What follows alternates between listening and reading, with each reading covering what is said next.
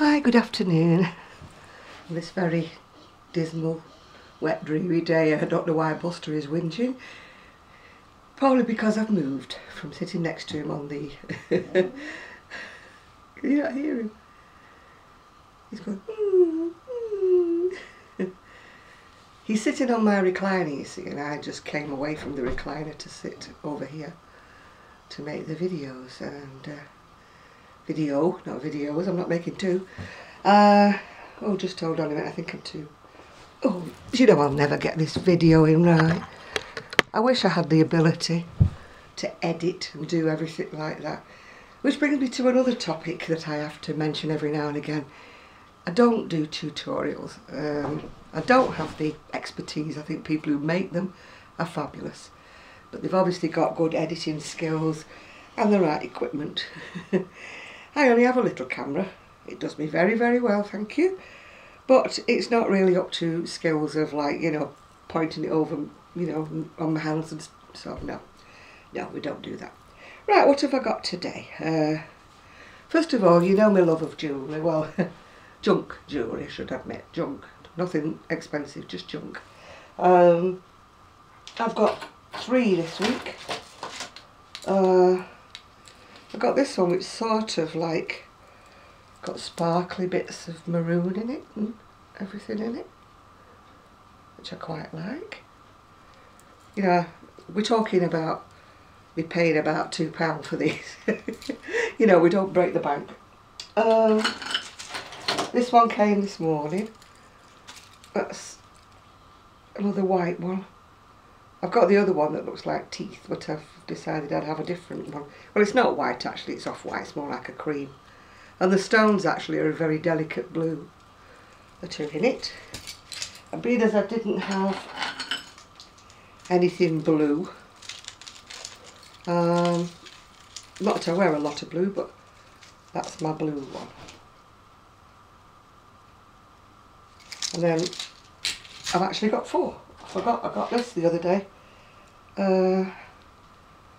which of course is my usual tribal style of jewellery. I don't know why I've just got this thing about tribal jewellery. In fact, I bid on some more and I got it, so that'll be arriving very soon. And I've still got some more necklaces, you know, these vastly expensive necklaces to come from Hong Kong or China or wherever it is they come from. Right, the wool that I couldn't show you the other day because I'd left it in the other room is Sirdar Snowflake. That's what my friend gave me. And I did try to crochet on a big hook with it, but the black syndrome struck me again, and so I think I'll have to wait until the light's a bit better for that. She didn't give me one ball, by the way. She gave me a handful. She's very good to me, my friend Sue. And then I've been talking to a lady called Amanda in the States, and she's Rusty Knits, I think she's called on Facebook. We're going to call her around Facebook. And we were talking about, you know, you have the yarn sales there that are like the mill ends and stuff, which I said I'd never heard of. Anyway, she got me this beautiful, beautiful yarn. But when she come to go to the post office, of course, it was too expensive to post. So I came to the agreement that I wanted this, so I actually paid for the postage to come. So, because we don't get anything like this, anything like mill ends. Yeah. So, I mean, even with the postage, the yarn was a gift to me. With the postage, it's still a good bargain because I've got 5 balls and they look like 100 grams. And they're quite fine. I would imagine they're very fine double knit in the UK or a 4-ply, but they look so gorgeous. I mean, this is going to be me, this is nobody else's yarn. I'm sorry, it's got my name on it.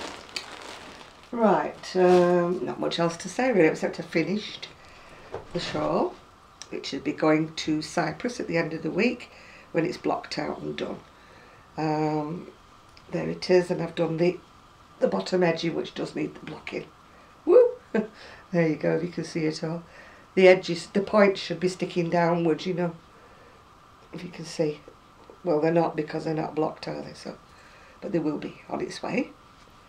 And then I've also finished off, that was from that's the 5-point shawl in the book. If you want to know the pattern, if you go back a couple of videos, you'll find the pattern for that. And then this one is from Doris Chan. It's the 4-point topper, and it's done in James C. Brett marble chunky. There's the sleeves. Now this one again needs blocking because the end's frilling a little bit on the edge. I always put an edging on these because they're quite short actually, and I really haven't fathomed out a way to make them longer.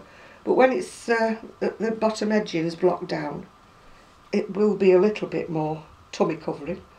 Or at least that's what I use it for when it's mine. Tummy covering. Any more news? Oh yeah, I've got my date to go for my MRI scan and my x-ray, you know, for this pending spinal operation. But I'm not going till December the 2nd, so fingers crossed they won't be calling for me to go for an operation before Christmas. I don't really want to go before Christmas because it would be so awkward to try and arrange anybody to, you know, do me bits of shopping and kind of make sure I'm okay, make sure the dog's okay while I'm in hospital. Well, while I'm in hospital and while I just come out again. It's more while I'm in hospital because, you know, somebody to look after the dog is not easy. Because not everybody wants an incontinent dog, is there? Bless his heart. I mean, he's such a loving little soul, but he has his problems, yeah. But we've not got to the stage where I want to do anything about it yet. It's just old age and the fact that he got his bladder damaged when he was younger with in a motor accident. He got hit by a Land Rover when he was just young, and he's always had problems holding his water ever since then. But of course with age, like all of us who have problems when we cough, but that's another subject we won't go into. I want you to think I'm young and lithe and beautiful. Well, beautiful stretching it a bit, but you know what I mean. Well, I think that's about it really. My life is just as boring as ever, you know. My next project actually, I'm going to revive. I started a cardigan for my niece ages and ages ago. It was supposed to be for her birthday in April. And you know when you cannot get on with a stitch, and it was like a cluster stitch. And every time I tried to pull the hook through, it was snagging and it was leaving loops, and it was a mess.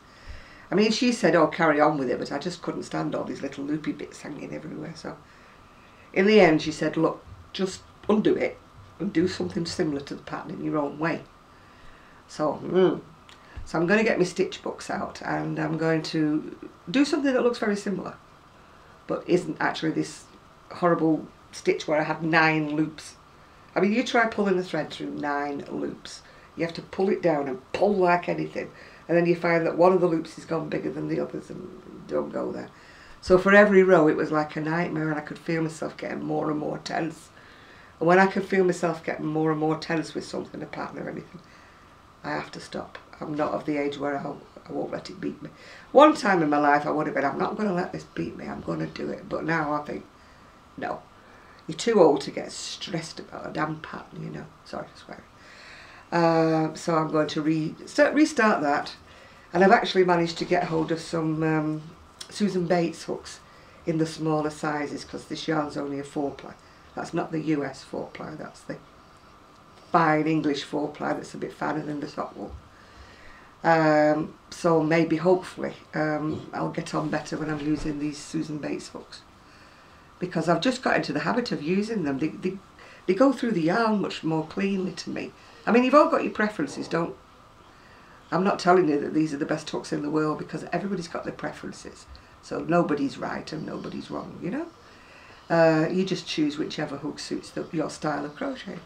And it just so happens that the Susan Bates hooks suit my style of crochet. It's like I can't crochet with anything with you know, a soft handle or a shaft on it, because I must crochet the full length of the hook. Don't ask me why, but I do. So when I've just got the little bit at the end, oh Buster, shut up. He's getting really fed up with me now. What's the matter, Sugar? What's the matter? He's going, I don't know whether you can hear him or not.